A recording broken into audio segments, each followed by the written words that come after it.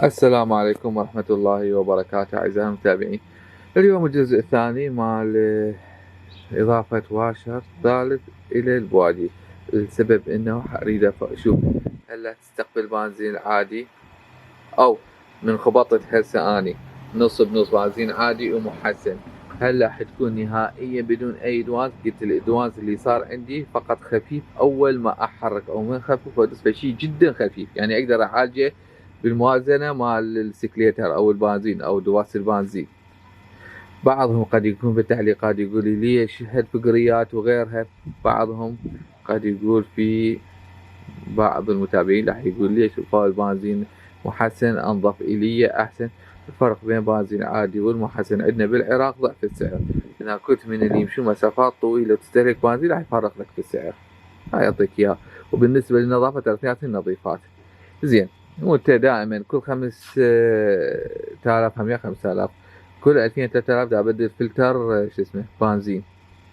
نجي هسه مثل ما بينت في الجزء الاول، قلت انا اشتريت او مو اشتريت، رحت الفيتر اخذت بلاكات قديمه اللي ما موجوده هذني، رحت للعدد او المواد الاحتياطيه وفتحت الواشرات مالتنا هذني الواشرات 4. هسه كل اللي راح اسوي راح ارجع افتح بلك بلك واشد له واشر وارجع اشده. هسه عندي 3 واشرات لان هي الموجود بيه 2 اللي هسه دا امشي عليه ما عندي اي مشكله، واضيف الثالث. فتحت القبق، فتحت الفيشه، نجي على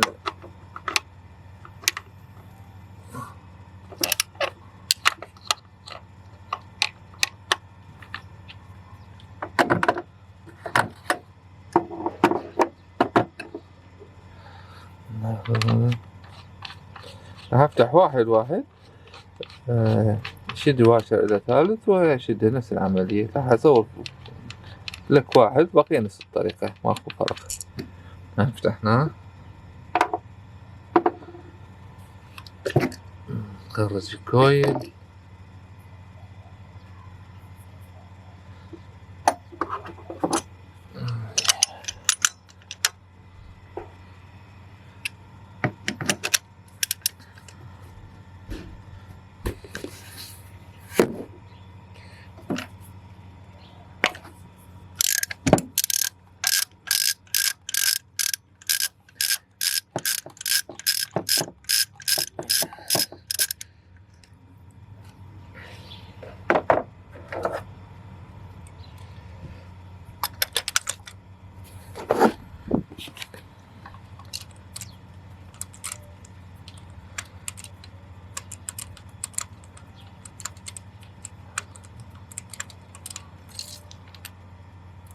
هذا لك.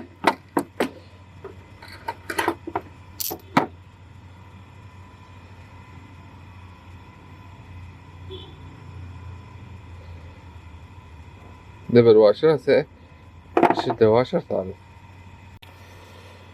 هذا البلك وهذا او البوجي وهذا الواشر، هنا الاثنين عندي.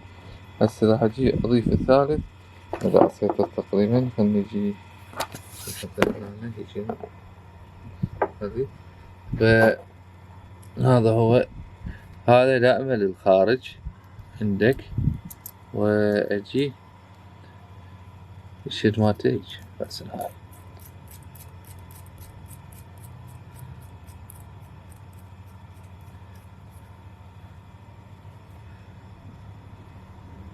هسه هاي عندنا هيجي حالة، طبعا انا شوية ظاهر بالهاي خلص اعدله، و صار عندي 3. هسه هاي طبعا منفتح ضاع شوية يعني عاوجة الواشر، هسه راح اعدله واقعده. لا مثل ما تلاحظ هسه شوف قعدت الواشر عدل، شوفه 3 واشرات. هسه راح اجي فقط اشدها على التركيب. هسه هذي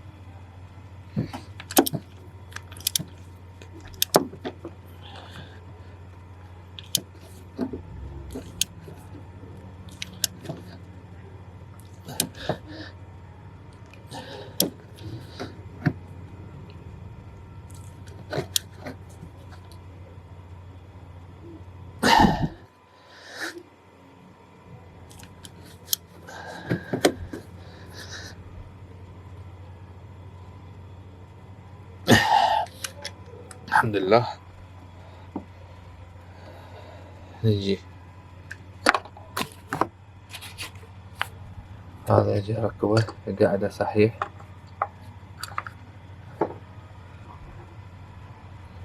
جيب البرغي.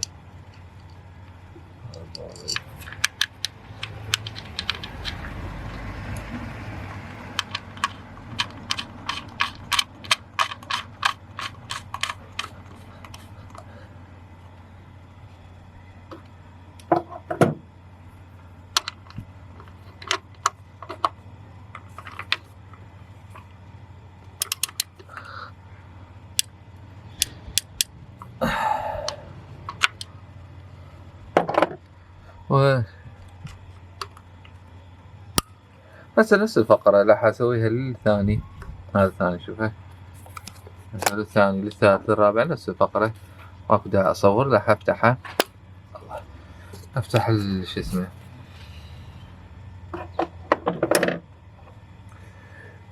مجول، افتح المجول، طلع البلك، اضيف واشر وارجع اشدهن.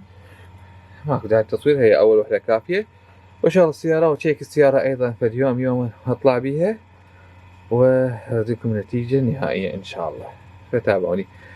الاول والاخير دا اشتغل عن شيء علمي. السيارات الجديدة تجينا احنا كوارد امريكي، دائما احنا بالعراق شلون نتخلص من عندها، من شغلة الادوانز، لان دور بازي محسن. الطريقة تكون نربط او نبدل البلكات او احنا نقول عليها بواجي او بلكات بسن قصير. نحط سن قصير راح الشرارة عندك تكون شوية بعيدة، فراح يتأخر الانفجار داخل حجرة الاحتراق، فما يصير عندنا الادوانز او الادفانس اللي هو هذا السبب الرئيسي. فهذه نفس الفكرة. دا احط واشرات، حطيت واحد اضافي صار عندي 2، صار عندي بالخبط سيارتي تمام. هسه خليت 3 دا اشوف النتيجة. فوق 3 لا ان شاء الله راح تكون بعيدة، لان عندنا محرك احنا توربو. بالنسبة للاول كاتشكان، هاي اول كاتشكان دائما حتى دهن البخار مالته يصير هنا، ما يصير عندي كربون داخل حجرة الاحتراق. فدائما انصح بيها المحركات جي دي اي والتوربو. بين هنا هذا هو الاويل كاتشكان.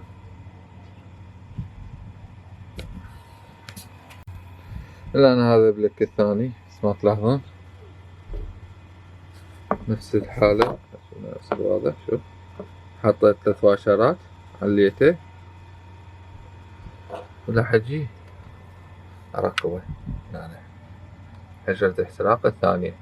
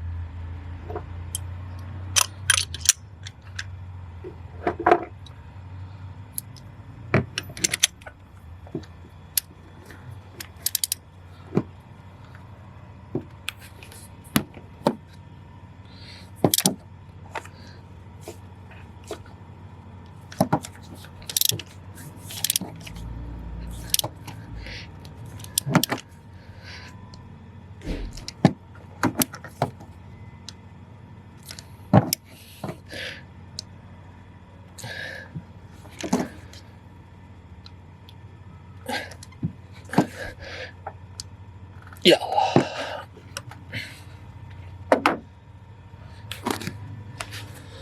جيب المجوار، ركب المجوار مكانه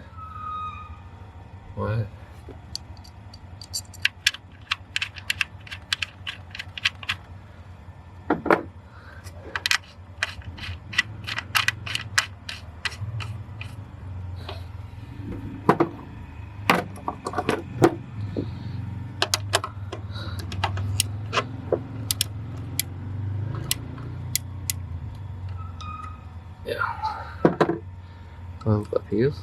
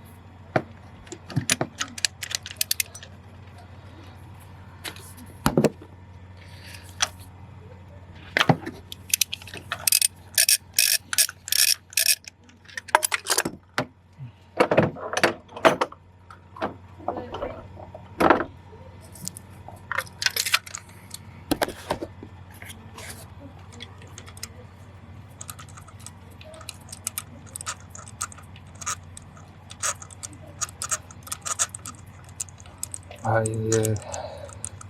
الفلك الثالث يتخرج، نفس الفقرة راح أبدله وأشد وعشر ثالث.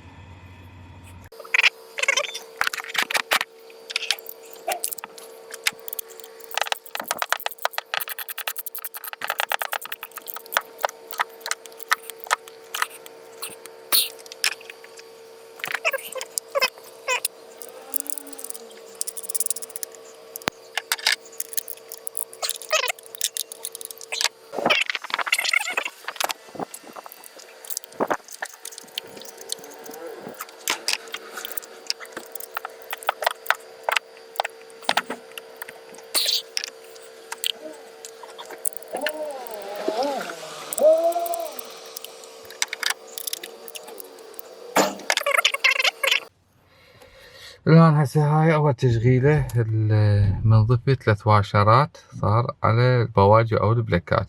بسم الله.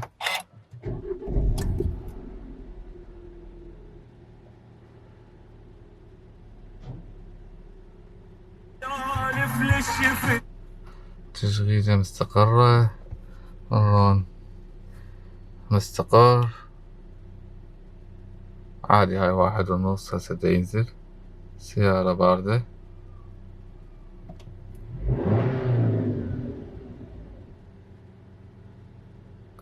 استجابة الدعسة والواس بازي ممتازة. خل اطلع بيها ونشوف. هاي علامة تعجب وش اسمه، لأن البريد مرفوع. استراتيجي دا نخاف واحد يقول شو اسمه شوف التحذير الحالي، نقول له اوكي. هاي التحذير الحالي نقول له اوكي. شو يقول لي؟ يقول لي البريد مرفوع او الكبوت هذا. هسه خلينا نشوف. اطلع بيها واشوف وفول بنزين عادي. اذا ما رقد عندي هسه نهائيا اثناء التحريك هاي الخفيفة اختفت، فول بنزين عادي مرة ثانية، واردكم النتيجة النهائية ان شاء الله. لا تنسى من الاشتراك بالقناة اذا لم تكن مشترك. ومخلص هذا الفيديو اصلا. الآن مثل ما تلاحظون صح قل عندي مربعة مشيت بيها 141 كيلو. حاط 3 واشرات، يعني هو واشر ضافت أنا واشرين. السيارة ما عندي مشكلة بصرفية البنزين. تلاحظون هنا عندي صرفية البنزين نفس الشي ما اختلفت. نشاطها ما عندي أي مشكلة بيها. صوت الجواز ماكو. هسه اللي بيها نص بنص. هسه لا راح اني افول بنزين ايضا عادي. ما حفول هسه محسن، يعني انا ضايف نص بنص عادي ومحسن. هسه حرجع اضيف فقط عادي. هسه تقريبا عندي مربعين. المربعين تقريبا بيهن فوق 20 لتر، بال 25 لتر. هسه تلاحظون والبنزين عادي. وراح اشوف السيارة ايضا هل راح تقعد عندي دواز لو تبقى. طبعا تلاحظ درجة حرارة الجو، هذا شيء مهم.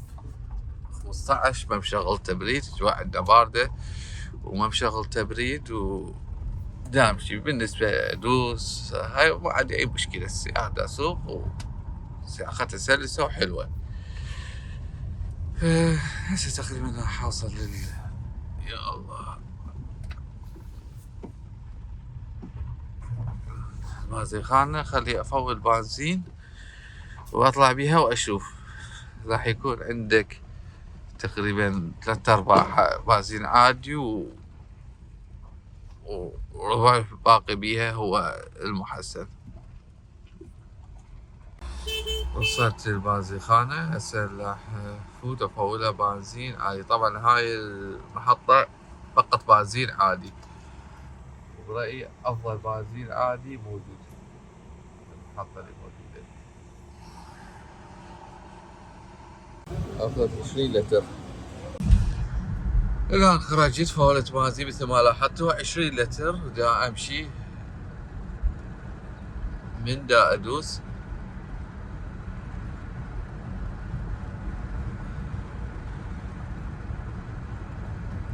طبعا هسه يعني صار عندي يعني نقدر نقول 3/4 عادي وربع محسن.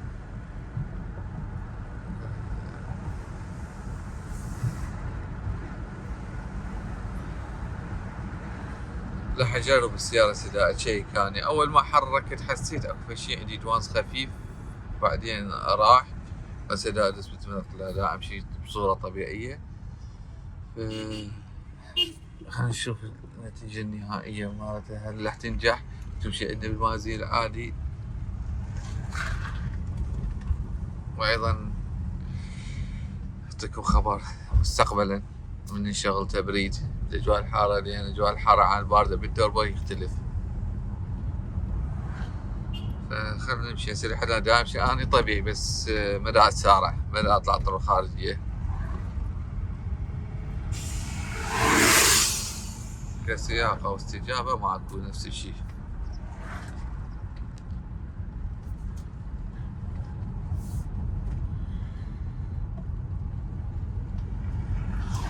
ماكو لحد الان ما شاء الله ماكو اي دوانس بالسيارة.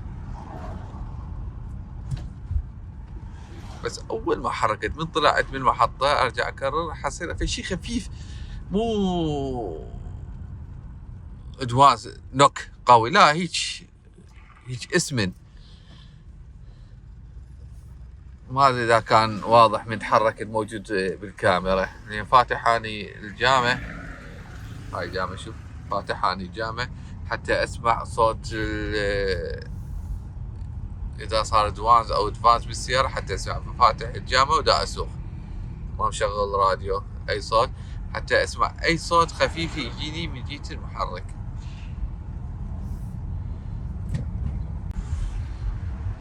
والله مبدئيا هالتجارب تسارع، دوسة، تخفيف، والله لحد الان تمام. وما صار ماشي هاي 4 كيلوات بس دا تسارع توقف بالصفر بالازدحام. والله ما شاء الله ظاهر الامور تمام.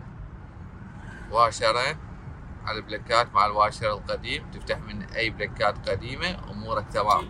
امشي بلكاتك اصلية على سوى بلكات الوكالة يعني او الشركة.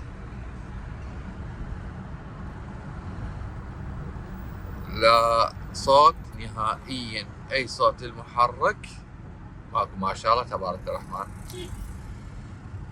يا الله. وحتأكد يعني بعد امشي عليه فد 100 كيلو 150 كيلو اطلع بيه طريق خارجي ان شاء الله. هم عندي يعني غدا هي باكر عندي. ومن اكمل اعطيكم خلاصة نهائية ان شاء الله. بعد ما امشي عليه فد 100 150 200 كيلو تسارع عندك سرعة. سارعت ل 80 لان دا امشي طرق داخلية داخل بغداد. حتى طرق خارجي هم ايضا عندي باكر قلت لكم محافظات، وامشي بيها اعبر ال 120 ونشوف النتيجة يعني. بس مبدئيا ما شاء الله تبارك الرحمن، يعني مجرد النواشرات حتى تصغر السن مال البلك وترفعه، النتيجة مالتها جدا جبار. اولا اذا كنت تفول بنزين محسن فراح تنتهي عندك اي دواز نهائيا. الصرفية نفس الصرفية ما فرقت نهائيا مثل ما لاحظتوا. فولت بس 20 لتر وتاني مربعين نازلات، والتسارع نفس التسارع ماكو اي فرق نهائيا. واي دوانس يختفي بدون تكلفة، ماكو تكلفة. تضيف واشر ماكو اي تكلفة بالعملية. هسه صعد الجامع. هسه تلاحظ الحرارة 22، الجو بارد مثل ما تلاحظ احنا اجواء شبه ممطرة تراب. الاربع واشرات بس ما عندي اي ادوانس هسه، لا خفيف ولا قوي. هذا مو قياس، ارجع واقول هسه انا رحت ورجعت مسافة تقريبا 80 كيلو، اموري تمام. فقط انتظر امشي بعد اكثر ونصير الجو حار، لان الفرق دائما راح يكون عندك محركات توربو، من يصير الاجواء حاره يبدي عندك البنزين رديء كل عيوبه تخرج. ف مبدئيا هسه اوكي ما عندي مشكله، بس هو ارجع اقول الجو بارد هسه. دائما محركات توربو تحب الهواء الرطب البارد، لين يكون مشبع بالاكسجين فيصير عندك الاحتراق ممتاز دائما. مستمر وياكم بالتجربة واعطيكم ان شاء الله الخلاصة مالتها. الان السيارة بيها فقط بنزين عادي فولته، وراح تلاحظون مثل ما موضح امامكم اللي بنزيني فولته اني فقط عادي. صار مرتين افول عادي، يعني كل نص افول نص او خطين اني راح افول بنزين. السيارة شاكوش ما بيها الان ثلاث واشرات، انا ضايف واشرين والواشر الاصلي دا امشي بيها طبيعي. مرات اول ما احرك اكو عندي فشي خفيف، ادوانس خفيف بنزين فقط عادي، ولكن اليوم الحرارة مرتفعة يعني تقريبا 25 حرارة، مشيت لا اكو ادوانس، هم ادوانس خفيف. بس من رصت لها دست كبست حتى اتجاوز لا دقت ادوانس قوي. فلحد الان كالتالي صار عندي اذا ضفت واشر واحد فقط للبلكات راح يصير فقط واشرين، تقوم يصير عندك اي ادوانس ماكو بالبنزين المحسن. واذا ضفت له شويه بنزين عادي ما تتاثر، اعطيك اياها. اذا ضفت واشرين تقوم تشتغل عندك نص بنص، نص بنزين عادي نص بنزين محسن، يعني تفويله عادي تفويله محسن. هاي اذا ضفت واشرين للواشر الاصلي، يعني يصير عندك ثلاث واشرات. الان راح اسوي اني راح اضيف واشر رابع، يعني سيارتي الان بيها فقط بنزين عادي. هسه هذا المفول اني فقط بنزين عادي، ما بيها ولا قطره محسن، قاعد تمشي كطبيعي لحد الان. انا ماشي بيها 98 كيلو، ماشي عندي 98 كيلو واموري تمام. بس اليوم جو حار فسبحان الله لا صار عندي ادوانس، فهضيف واشر رابع. انا امشي على كيفي، فاتح الجامع اسمع واعطيكم النتيجه النهائيه. مثل ما تلاحظون راح اضيف واشر رابع. هسه الان واشرات من دا اجيبها، دا افتر على الكهربائيين، دا اخذ بلكات قديمه نفس الحجم اللي هو 16 الحجم الكبير، ودا افتحها بالبلايس وباللقمه مالتها ودا اضيفه. فمبدئيا هذا هو اللي جرى لحد الان، وان شاء الله الخلاصه راح تكون بنهايه الفيديو. مثل ما تلاحظوا هسه اني فتحت القبق مال المحرك، فتحت المجاور. هاي راح اطلع قدامكم، هذا الاول الثاني الثالث والرابع هم فتحتهن. هسه راح افتح البلكات شوف حالتهن. هاي الواشرات الاربعه جهزن اني 4 واشرات، راح اضيفهن وارجع اشده واشوف النتيجه ايش راح يصير. هسه نجي نفتحهن. طبعا انا رخيتهن هسه بس دا استخرجهن.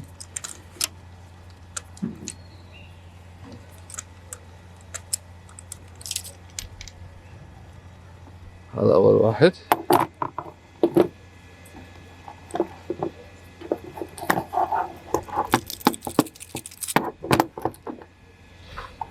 حار السيارة كانت شو اسمه، اول واحد السيارة كانت حامية كنت خارج بيها. السيارة الثاني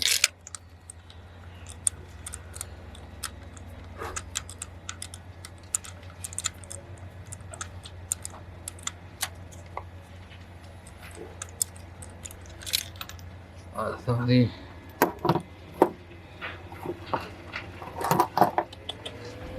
الفحم حار. راح أكمل العملية لأن ما مسيطر أني، شاري كاميرا وحار ونشوف نتيجة النهائية. مثل ما تلاحظون هذين 4 بلكات، لاحظون هنا هسه بيهن هو 3 واشرات مدموجات بالضبط دامجات.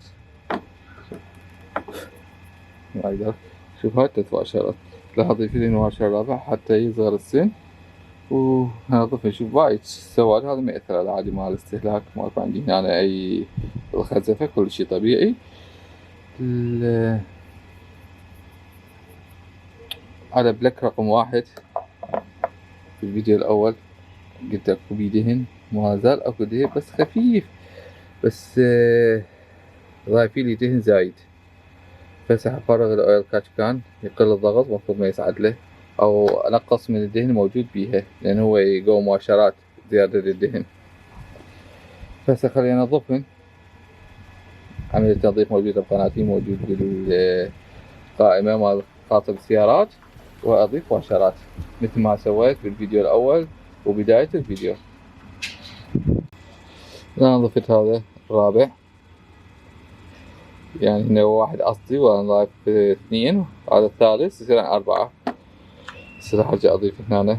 عملت إضافة جدا بسيطة بس ما حتلاحظ.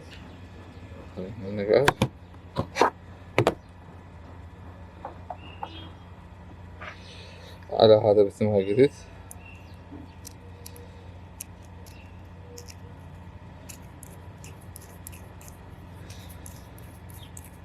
سن.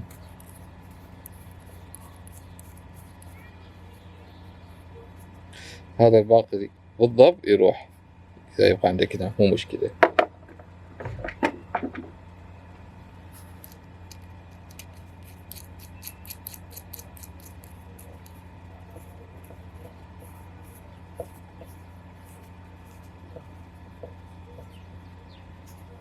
نفس الكلام هذا بالضبط يروح، يتوقع عندك فراغ.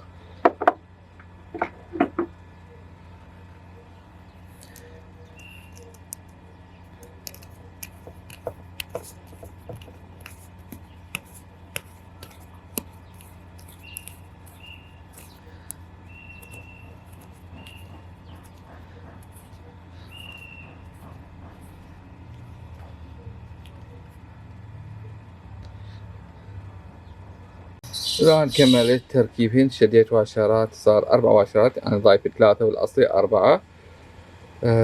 هسه بدي أفتح الأويل كاتشكان هذا، يعتمد أنا بإيدي أفتحها. خل أفرغ الدهن مالته، شوف ايش قد بيه دهن، وأشغل السيارة وأشوفها، وإن شاء الله راح أطلع بيها مثل ما قلت ما بقى بيها فقط عادية، وأشوفها هل أفضل أسوأ، وأعطيكم تفاصيل أول بأول حتى تعرف شنو زين وشنو مو زين بهاي التجربة اللي ممكن قد تستفاد منها. ما أنصح أي أحد يسوي تجربتي إذا كان سيارته بالضمان، أنا ما أعتقد أحد يسوي بالضمان هالموديل. هذا عندي نشوف ايش قد دهن، هذا كله يدخل حجرة الاحتراق ويسبب عندك كربون. هذا ايش قد، هذا كله دهن، هذا البخار يتكثف يصير هنا. هسه خلنا نمسحها، هاي شوف امسحها بالوسطى، اجيب كنيسة امسحها وارجع اشيلها. اقول هسه بسم الله واشغل السيارة.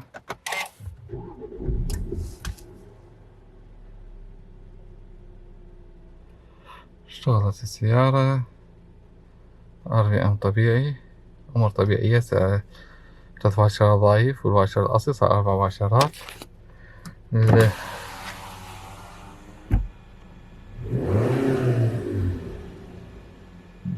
اوكي ماكو كل شي، راح اطلع بيها واعطيكم النتيجة. هاي بنزين اكيد، فقط بنزين عادي اللي اني مفوله ابو 450 دينار.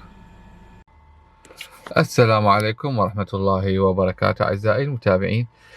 صارت عندك الممشى تلاحظ 43,538، صار لي شهرين من ضفت واشرات إلى البلاكات أو البوادي، فخليه الناصي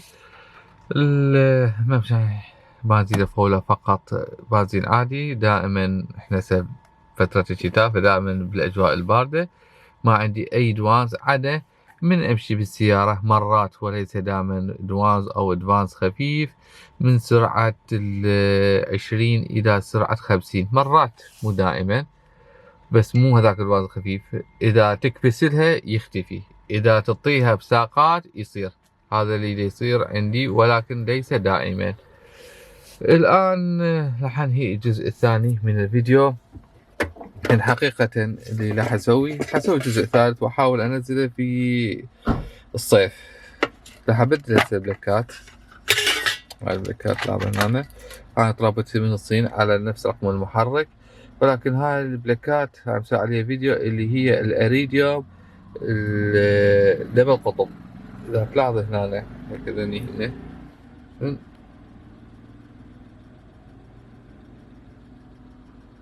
تلاحظ هنا الأقطاب مالتهن، شوف الأقطاب مالته دبل قطب، قطبين هنا، عندك هنا هاي قطبين.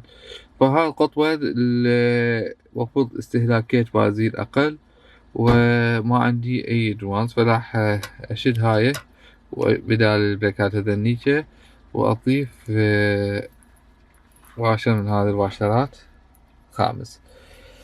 فنجي هسه بالنسبة إلى الخلاصة، راح أعطيكم الخلاصة كليتها. بالنسبة إذا عندك سيارة الهافال الاتش 6 وتفول فقط بنزين محسن، وعندك ادفانس خفيف دائما يراسلوني أول ما تحرك السيارة، شد واشر واحد من هذا فقط. شلون هسه أنا هذا واشرين، شوف واشر الأصلي مالته صار واشر واحد، صار واشرة تنهي عندك نهائيا أي ادفانس نهائيا. بس شد واشر ثاني، تروح لأي فيتر تاخذ حجم 16 حجم كبير، هذا تاخذ واشراته مثل ما بينها بالفيديوهات مالتي، وشد هي صار عندك واشرة تنتهي عندك اي ادفانس بالبنزين وحسن. راح تقول لا انا اريد اخبط بنزين عادي ومحسن، حط بنزين عادي ومحسن، ضيف 3 ويا هذا وليس 3، هذني 2، هذني 2. فاني شو اضيف؟ لازم عندك 4 واشرات، 3 واشرات من هاي، من اضيف 3 واشرات صارت عندي 5 ما عجبتني اني، بس 4 واشرات يعني الاصلي 1 وضيف 3، عندك تخبط بنزين عادي وحسن، تمشي عادي. بس عندك من قلت لك مرات عندك ادفانس خفيف، اذا ما تكبس لها، اذا تكبس يروح، اذا ما تكبس لها عندك من سرعة 20 الى 50، هاي مرات تصير عندك. ولكن اذا تخبط بنزين عادي محسن امورك جدا ممتازة، ليس عندك اي ادفانس نهائيا. هاي هي ملخص التجربة ما بين الجزء الأول والجزء الثاني. بالنسبة إلى هاي البلاكات راح أترك رابط الفيديو في أسفل الوصف من طلبتهن، ووصلني بيش نفس السعر من الأريديوم اللي دبل بنطة، ولكن ما أنصح هسه تطبيق بيور لأنه صار عليه مشاكل قانونية، فهو أصلا هسه مغلق، فلازم تطلبه من غير تطبيق أو من غير وسيلة توصيل. وكان هذا الفيديو اليوم حاول إضافة واشرات للبلاكات سيارة الهافال اتش 6 الجيل الثاني للتخلص من الادفانس. أنا لحد الآن أفول فقط بنزين عادي، ولكن راح أرجع أقول أنا في فترة الشتاء لأربع درجات حرارة عندك هنا. شوف هنا الحرارة ايش حرارة، يعني أعلى شي توصل عندنا 18، فأكيد بالصيف راح يختلف. هسه لاحظ هنا 16، هسه الحرارة 16.